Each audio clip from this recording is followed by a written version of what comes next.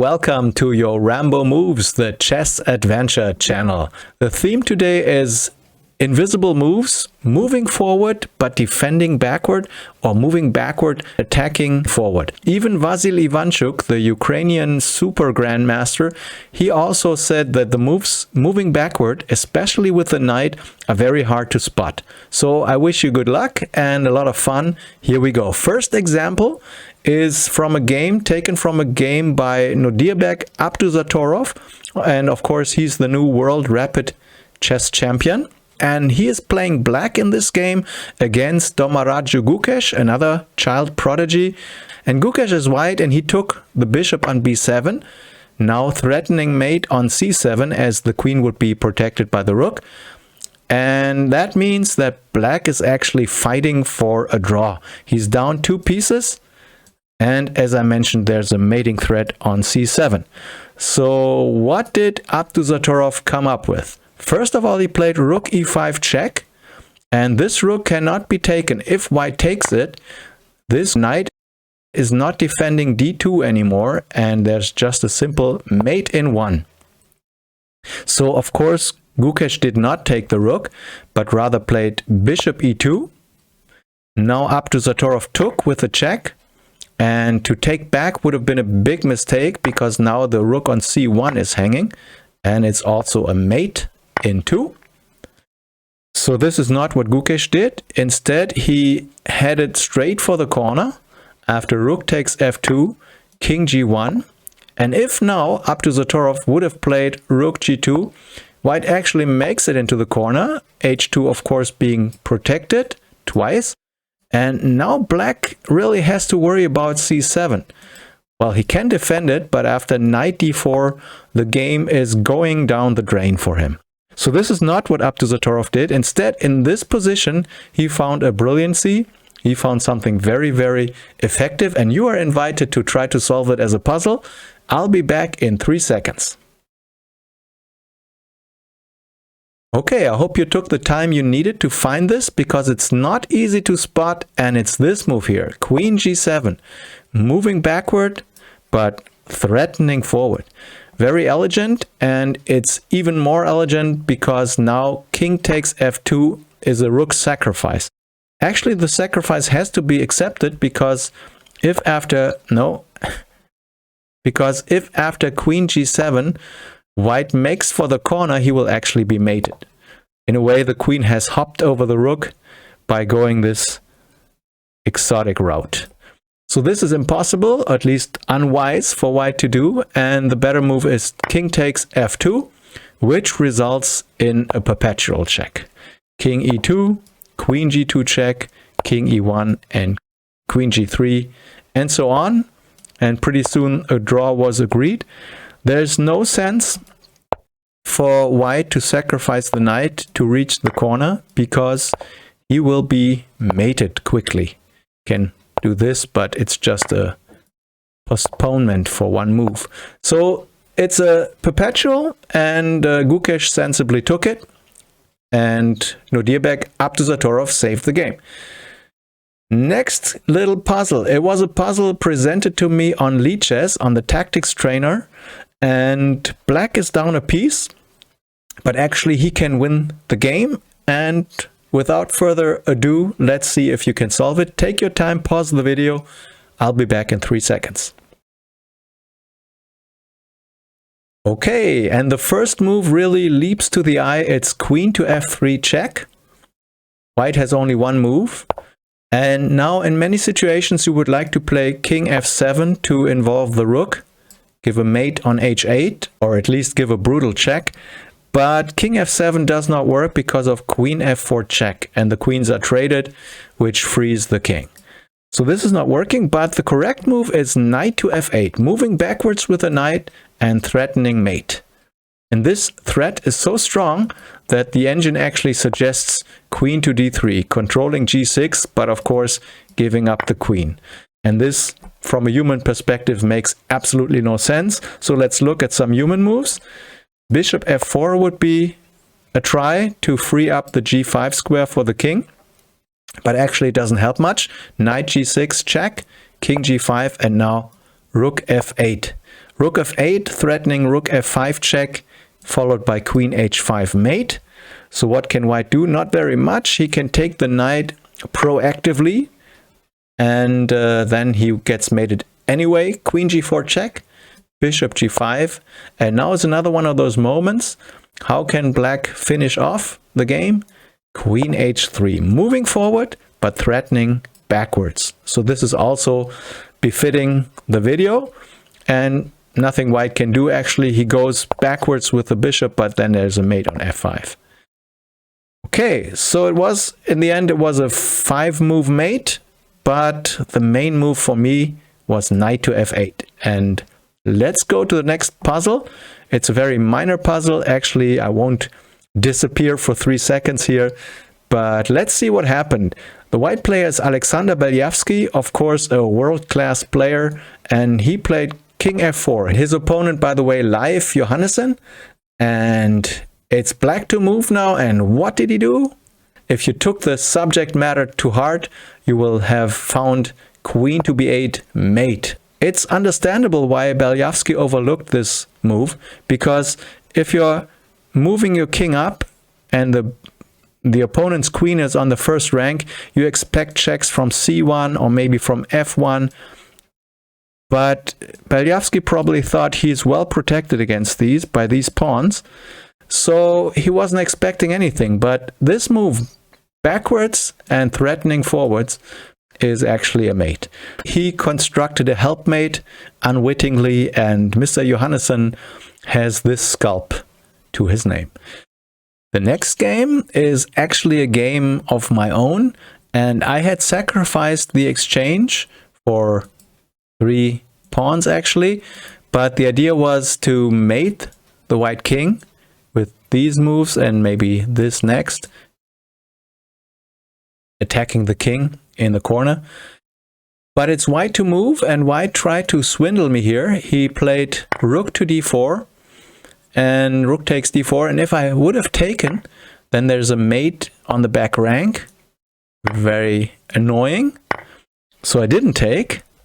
There's another move here, and you are invited to try to find it. I'll be back in 3 seconds. Okay, and the move again is a move by the queen, going backwards diagonally, but attacking straightly. And so, what's the idea of the move? It's not the idea of mating the white king, but rather defending this square a second time. So after the king moves, let's say king f1, actually black can take now. There's no rook e8 check. Or there's a check, but it's not a mate this time. So white would have just sacrificed a rook for nothing. The next game, also a game played by myself, over the board game, 2 years old, from 2019, and my opponent had just started some trouble in the center, some confusion. If I would have just taken now with the pawn, I am fine, because black cannot really take back. He will lose some material. After this, I will get the bishop, and well, I will get it with check is the point, because if I wouldn't have gotten it with check, there's still some trouble on f2 brewing. But if you go to g7, it's a check. If you go to h8, it's a check. And if instead you play rook f7, well, then this rook is hanging, and that's not good either. So that was the right way to play. However, I didn't play d takes e5. I played queen e6 check first, which was a mistake. And you are supposed to now find out why that was the wrong move order. I played queen e6 check, king h8, and then d takes e5. What did I miss? So the problem after queen e6 check is that now the queen is on e6. No kidding. Well, now there is knight c5. Actually, my opponent played knight c5. He had seen it, and there's not much I can do. I want to save my queen. I want to protect the bishop. So queen takes d5. But unfortunately, there's rook fd8, winning a piece. So let's look at the next example. White has sacrificed 2 pawns. The second pawn, one of the pawns on b2. And, well, white could just play rook b1, regaining one of the pawns and possibly the second. Or he could do the same thing after trading on e6. would be the right way to play. Instead, white played knight to b3, which is objectively not a good move. And black now helped him by playing bishop c6. And without putting these moves on the board, I ask you to find the next white move after bishop c6. I'll be back in 3 seconds. Okay, so knight b3 actually entailed a little trap. After bishop c6, bishop c1. Either wins the queen, or there is some way to minimize the damage, at least wins a piece. Knight c5, counterattacking the white queen, actually manages to just lose a piece, but that's of course still a big gain for white. He's now up a piece against 2 pawns, and in this type of position it should be a relatively easy win for white. The next position is a position I was presented with on chesstempo.com, and the question Chess Tempo asked is, what happens after bishop takes h2? In other words, can black do it, or does white refute the sacrifice? And I put this question to you. What happens after king takes h2, knight g4 check, king g1, queen h4? And here we go. King h2 actually is possible. Knight g4 check.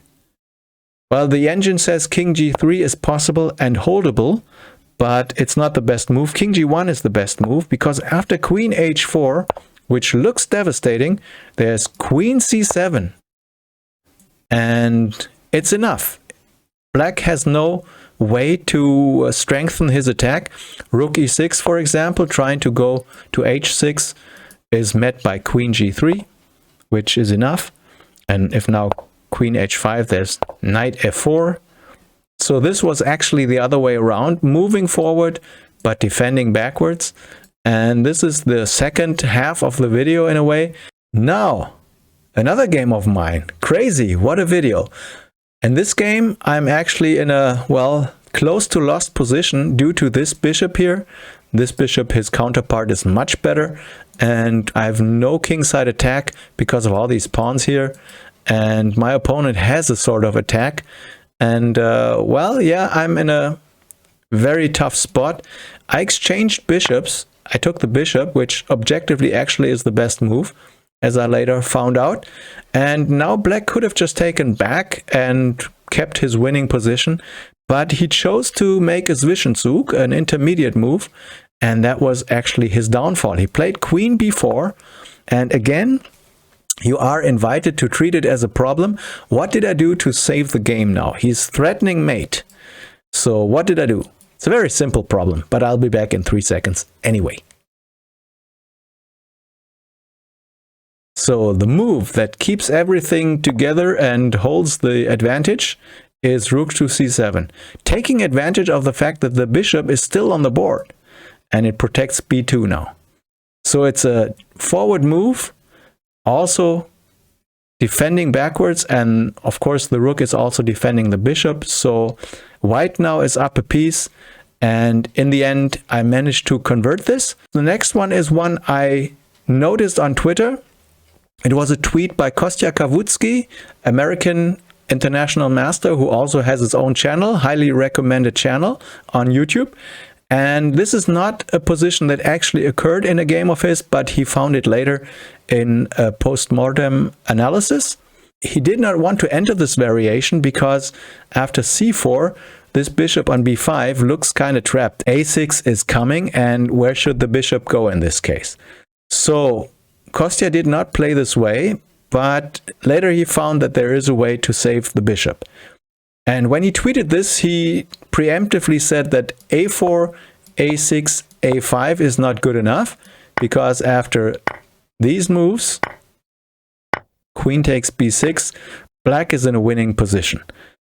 So this wouldn't work. He also preemptively told us that queen c2, a6, bishop a4 doesn't work because white trades the bishop and the c3 pawn is falling. And this is, well, objectively it's lost. So this doesn't work.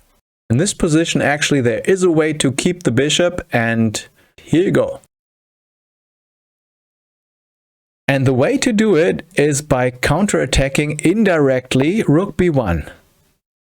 There might be a weak spot here. After a6, there is bishop e8. Moving forward, crazy move, and well, it's not defending backward, but it's defending, and that's counterintuitive. If black now takes, well, the bishop is traded against a knight. White is in a decent position. Nothing much has happened. And if black chooses to give his knight this way, then the pawn on b7 falls. Again, material equality. White has nothing much to worry about. So bishop e8, fantastic move. What else can black do? He can try to collect the bishop this way, but white attacks the knight a second time and keeps the material balance. And the next position, next example is a study by none other than Vasily Smyslov. He was also an avid composer of studies. This is one of them, created in 1936, when even Smyslov was quite young. And the postulation is white to move and win, which is a little bit surprising because he's down material. But of course, it's a study, so let's see what happens. Knight to d6 check is the key move. And now there's three possibilities. King c7, we can rule that out because there's a fork. So that's one move. King d8, not so obvious, but also a fork coming. And knight f7, again, winning the queen, and the rest is a matter of technique. So only one move that is not right away obviously wrong. King b8. Now how do we proceed? Rook b1 check. Again, king c7 is met by knight e8 check and winning the queen. So the king moves into the corner. And now comes the beautiful part of the study. Knight to e8, again, sort of a fork, because the queen is attacked. Also, a mate in one is threatened. But what if queen e5, protecting c7? Well, now the pawn acts as a decoy. Queen h8 has to be taken, I guess. Knight c7 is a mate. So queen e5 doesn't work, but it's a study. So in a study, usually, if it's a good study, there's a stronger defense. And the stronger defense is queen g3 check. And it's moving forward, but defending backward. And why does it make a difference? Well, black has gained a tempo. So after king a4, it's his move, and he can actually defend against the second threat. So now both threats are protected against, and now we're coming up to a typical theme in studies, which is crossing lines of the long-range pieces. And they're crossing lines on e5, so it is possible to mix things up and stuff something into both lines. And now it depends, which way do you want to take? If you take with the queen, we have h8 queen again, and after queen h8 it's knight c7 mate, and after bishop takes e5 it's the other way around. Knight c7, no mate but a check, bishop takes c7, and now we have h8 queening and check, bishop b8, and now for the second time there's a tentative connection to the subject at hand. Queen h1, going backward but attacking forward. So this is the final move. I hope you liked it. I hope you found something in this video for you. If you liked it, there's another English spoken video on this channel. There's many German spoken videos. So if you like to learn German, or maybe you do know German, well, take a binge watch and get to know my channel. Thanks very much for being here, and I hope to see you soon. Have a safe way home. Take care. Bye for now.